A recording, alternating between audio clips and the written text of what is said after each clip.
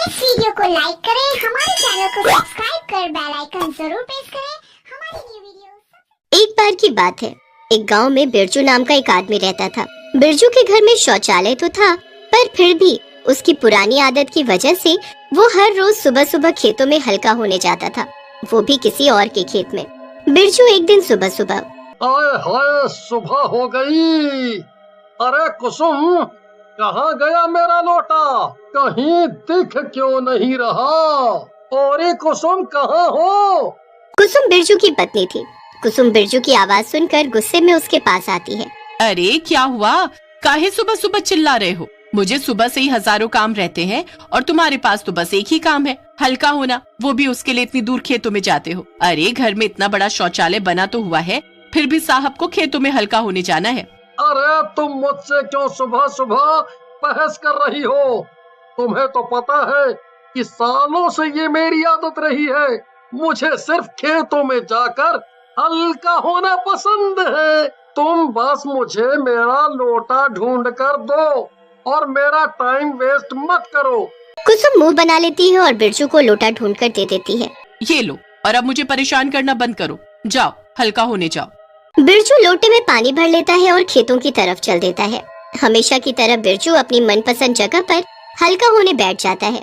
जैसे वो हल्का होकर उठता है, उसे कुछ दूरी पर एक लड़की खड़ी दिखाई देती है। अरे मुझे नहीं पता था यहाँ मेरे अलावा कोई और भी हल्का होने आता है। एक तो मेरी इस कमजोर नजर की वजह से दिखाई भी नहीं दे रहा कहाँ कौन है। लगता है कोई लड़की है। छोड़ो मुझे, क्या मैं चलता हूँ घर। पर तभी बिरजू देखता है कि वो लड़की उसी के पास आकर खड़ी हो जाती है। तब जाकर बिरजू को दिखाई देता है कि वो कोई मामूली लड़की नहीं बल्कि एक चुड़ैल थी। तभी चुड़ैल बिरजू को हवा में लटका देती है। सुन, आज से ये मेरा इलाका है। अगर तू दोबारा यहाँ दिखा या यहाँ हल्का होने आया तो मैं तुझे जिंदा नहीं छोड़ूंगी, समझा? माफ कर दो मुझे, अब मैं यहाँ नहीं आऊंगा। छोड़ दो मुझे प्लीज, जाने दो। चुड़ैल बिरजू को दूर फेंक देती है और बिरजू उल्टे पैर अपने घर भागता है। बिरजू को हांफते हुए देखकर कुसुम मुझसे पूछती है, क्या हुआ जी, क्या बात है? ये अचानक से दौड़कर आने की क्या जरूरत थी? हल्का होकर ज्यादा ही एनर्जी मिल गई है या कोई भूत दिख गया क्या रास्ते में? अरे भूत नहीं, चुड़ैल। क्या? अरे हाँ, सचमुच की चुड़ैल। तुझे पता भी है, आज खेत में हल्का होने के बाद जब मैं उठा तो वहाँ मुझे एक चुड़ैल ने पकड़ लिया। हाय राम, फिर उस चुड़ैल ने मुझे हवा में लटका दिया और दूर पटक दिया और ये भी कहा कि अगर मैं दोबारा वहाँ दिखा तो वो मुझे मार डालेगी। हे भगवान, तो अब वहाँ दोबारा मत जाना। अच्छा हुआ आज उसने छोड़ दिया, अब सिर्फ घर का शौचालय ही इस्तेमाल करना। पर बिरजू इतना बोलकर किसी गहरी सोच में पड़ जाता है। वो अगले 1-2 दिन तो खेत नहीं जाता, पर उसके बाद तीसरे दिन वो सोचने लगता है, अरे यार, ऐसे कैसे काम चलेगा? यहाँ इस घर में शौचालय में तो हल्का होने में मजा ही नहीं आता और पेट भी ठीक से साफ नहीं होता। कुछ तो करना पड़ेगा। मुझे तो मेरी मनपसंद हल्का होने की जगह की बड़ी याद आ रही है। एक काम करता हूँ, कल फिर से वहाँ चुपके से जाकर देखूंगा, क्या पता अब तक चुड़ैल चली गई हो। बिरजू यही सोचकर सो जाता है और अगले दिन सुबह सुबह जल्दी उठकर खेत जाने के लिए तैयार हो जाता है। अरे कहाँ चल दिए तुम लोटा लेकर सुबह सुबह? याद नहीं क्या कहा था उस चुड़ैल ने? भूल गए उसकी मार? अरे तू चुप कर और मुझे शुभ काम के लिए जाते वक्त टोक मत, वरना काम खराब ही होगा। बिरजू बिना कुसुम की पूरी बात सुने खेत की तरफ चल देता है और कुसुम बस पीछे से चिल्लाती रह जाती है। खेत में पहुंचकर पहले तो बिरजू इधर उधर देखता है कि कहीं चुड़ैल तो नहीं। आहा, लगता है जैसा मैंने सोचा था वैसा ही हुआ है। वो चुड़ैल चली गई है। चलो अब मैं हल्का हो लेता हूँ। पूरे 3 दिन बाद मुझे ये सुनहरा मौका मिला है। बिरजू वहीं खेत में बैठ जाता है और हल्का हो लेता है, पर जैसे ही वो उठता है चुड़ैल खेत में वापस आ जाती है। बदतमीज, तेरी इतनी हिम्मत, तू फिर से मेरे खेत में आया और यहाँ आकर हल्का हुआ। आज मैं तुझे जिंदा नहीं छोड़ूंगी। इतना कहकर चुड़ैल बिरजू को दौड़ा लेती है बिरजू फिर से उल्टे पैर खेत से भागता हुआ अपने घर लौट आता है। अरे अरे, आ गए वापस? और फिर से वही हालत। मना किया था ना मैंने मत जाओ। आज तो किस्मत अच्छी थी जो बच गए। चुप कर जा तू, तो सब तेरे अशुभ बोलने की वजह से हुआ है। और अब तो मैं इस चुड़ैल से पीछा छुड़ा कर ही रहूंगा। आखिर ये खेत उसका कैसे हो सकता है? वो खेत श्यामलाल का है। मैंने कल ही उसकी बीवी से पता किया था। श्यामलाल और उसकी बीवी भी उस चुड़ैल से परेशान है। उसने मुझे बताया कि यही कुछ एक हफ्ते पहले ही उनके खेत में एक चुड़ैल घुस आई और खेत को अपना बताने लगी।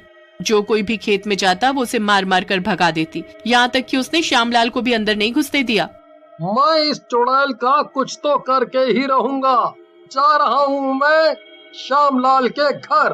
अब मैं और नहीं सहने वाला। इतना कहकर बिरजू आगे आगे चल देता है और कुसुम पीछे से चिल्लाती रह जाती है। अरे पर तुम उससे कहोगे क्या कि चुड़ैल तुम्हें उसके खेत में हल्का नहीं होने दे रही? बिरजू श्यामलाल के घर पहुंच जाता है और उससे मिलता है। अरे श्यामलाल, मैं कुसुम का पति बिरजू। तुमने मुझे पहचाना नहीं क्या? अरे नहीं नहीं, ऐसा नहीं है। आओ आओ बिरजू भाई, बहुत सुना है आपके बारे में।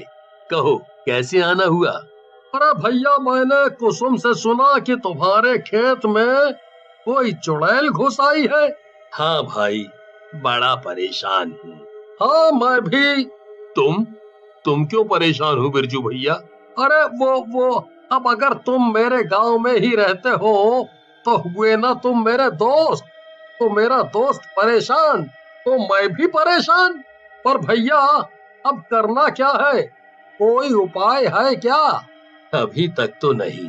ओहो, पर मेरे पास है।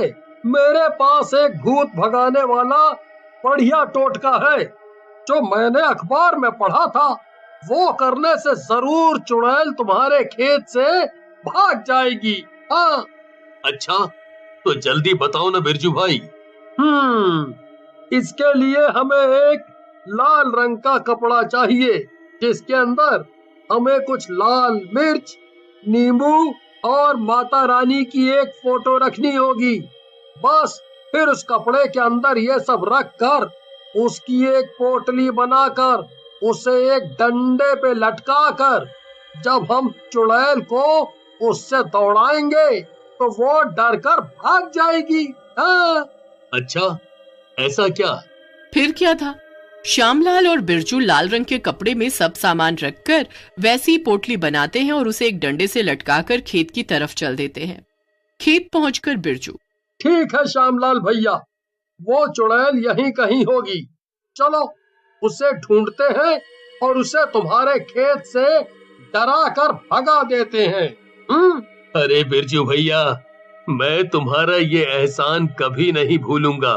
तुम मेरे खेत बचाने के लिए कितना कुछ कर रहे हो। धन्यवाद। अरे ये तो मेरा फर्ज है। चलो चलो अंदर चलकर चुड़ैल को ढूंढते हैं।